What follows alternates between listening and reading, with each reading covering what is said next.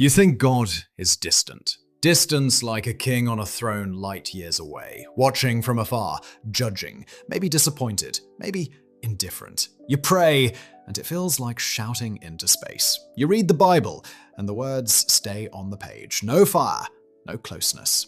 Success piles up, but the ache inside grows, because deep down you wonder, does he even see me, know me, care? But get this, Psalm 139 doesn't just say he's close, it says he's closer than your next breath. David, the warrior, the adulterer, the king, writes this psalm like a man who's been cracked open and found God waiting inside the crack. Not outside, not up there, inside.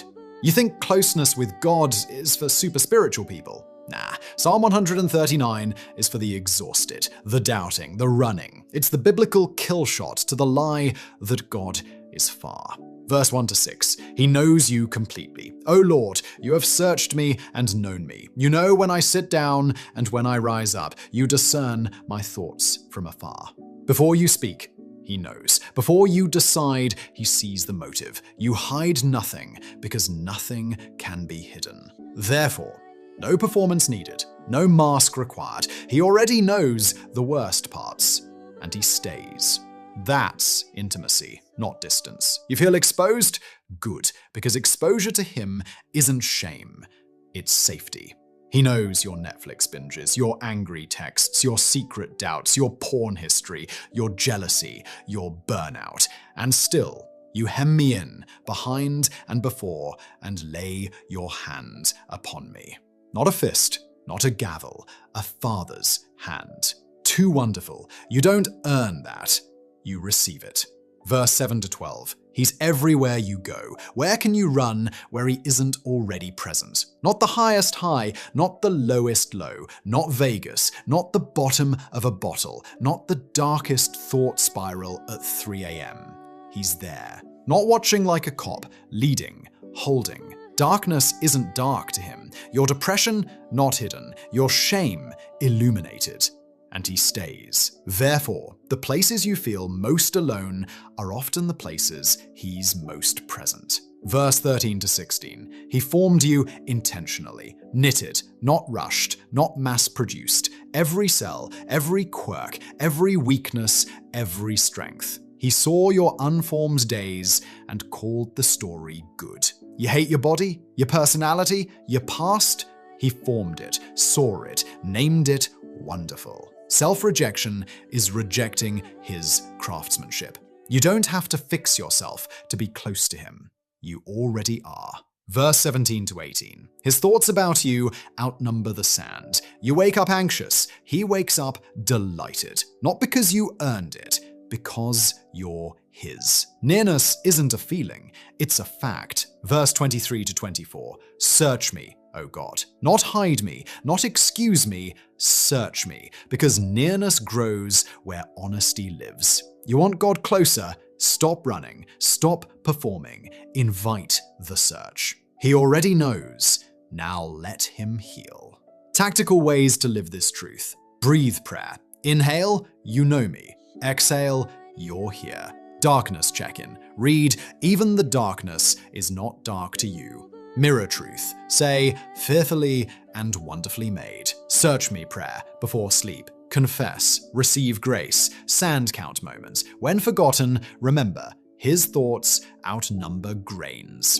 This isn't magic, it's reality. The real scandal of Psalm 139 isn't that God knows everything about you, it's that He knows everything and still chooses nearness. You didn't pull away because He was distant, you pulled away because closeness felt risky. Yet David says, search me. That's trust.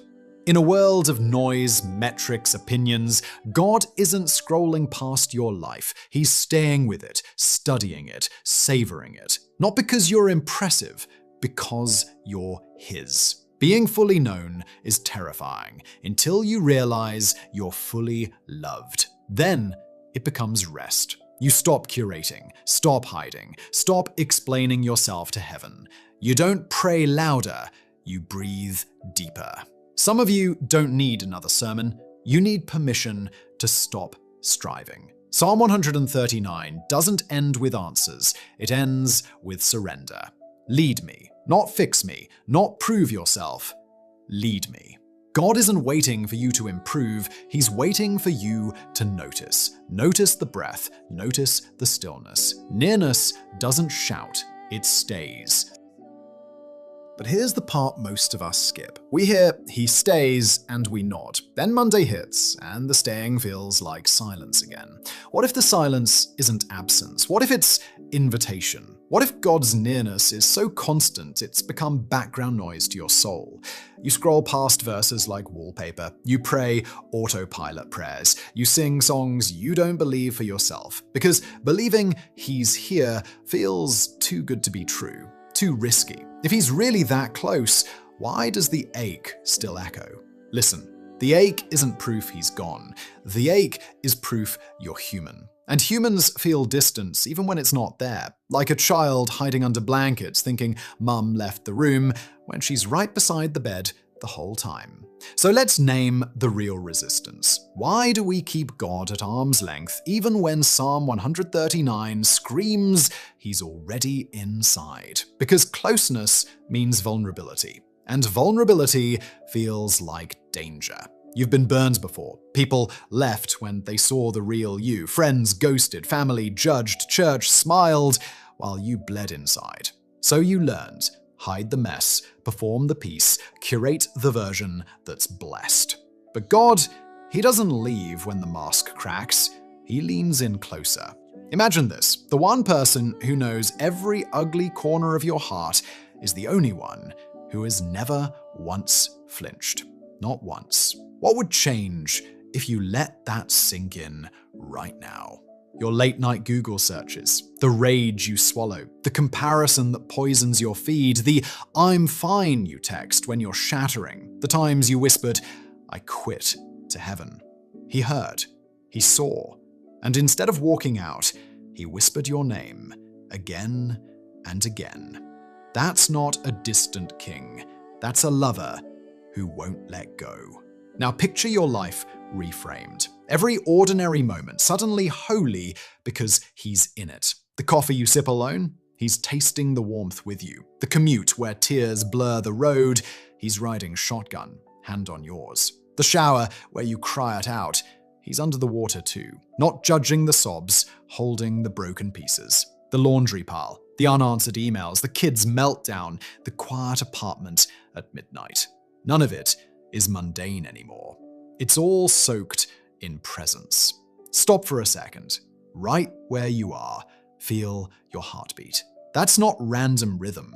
That's proof he's sustaining you this very second, closer than skin. What if you lived like you believed it? So how do you stop the mental drift? How do you train your soul to notice? First, micro moments of acknowledgement. When anxiety spikes, pause. Whisper, "You're here in this tightness." When joy hits unexpectedly, pause. Whisper, "You're in this laugh too." Second, body prayers. Not fancy words, just hands open on your lap. Search what I'm hiding. Chest rising and falling. You hem me in. Eyes closed in traffic. Even here, darkness isn't dark to you. Third, name the lie out loud. When the voice says he's disappointed, counter, "He delights in me. Thoughts more than sand." When it says you're too messed up, counter, "He formed me. Called it wonderful." Fourth, Sabbath your striving. 1 hour a week. No performing. No productivity guilt. Just sit. Be known. Let him lead. Fifth, community without the mask. Find one safe person. Say the scary thing. "I feel far from God." Watch grace show up in their eyes. Mirror of his. These aren't rules. They're rhythms. They turn theology into breathing. Here's the twist no one warns you about. The closer you let him get, the more your old comforts lose their grip. Porn doesn't numb the same. Scroll doesn't satisfy. Approval doesn't fill. Because something better is filling the space. Scary? Yes. Freeing? Undeniably. Being fully known used to terrify you. Now, it might just be the safest place on Earth. You don't have to explain your contradictions. You don't have to earn the nearness. You don't have to fake the fire. He already sees the spark, even when it's buried under ash. And he's fanning it, gently, patiently. The scandal keeps getting bigger. He doesn't just tolerate you, he treasures you. Not your potential version, this version, right now, mess and all. So what if tonight, instead of begging for closeness, you simply say, I receive it. You're already here. Lead me anyway. What if that's the prayer that changes everything?